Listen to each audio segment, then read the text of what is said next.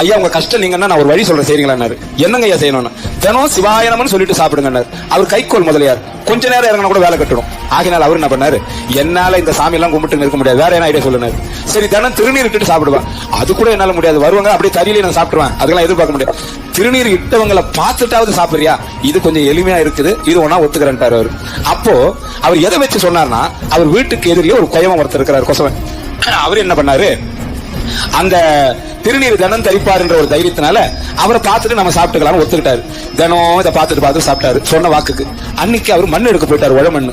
அட இவனை நம்பி இந்த வார்த்தை விட்டா இவன் எங்க போனான்னு தெரியல, நம்ம இப்ப பசி எடுக்குது நான் என்ன பண்றது, பார்த்துட்டு வந்து சாப்பிடணுமேனுட்டு அவன் எங்க போய்க்கிறான்னு வீட்டுல போய் கேட்டாரு. அவர் மண் எடுக்க போயிட்டாருன்னா இவரு வேகமா ஓடுறாரு பசியில, அவனை பார்த்துட்டு வந்து சாப்பிடலான்னு.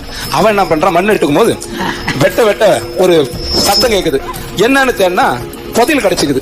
அவருடைய யாரும் பார்க்க கூடாதுன்னு சந்திரி பண்ணாம தூக்குற நேரம் பார்த்து இவன் போய் அங்க நின்னு அவன் முகத்தை மட்டும் பார்த்தான். இவன் என்ன பண்ணா, முகத்தை மட்டும் பார்த்துட்டு பாத்துட்டேன்னு வந்துட்டான். இவன் எதை பார்த்தான்னு சொல்லல.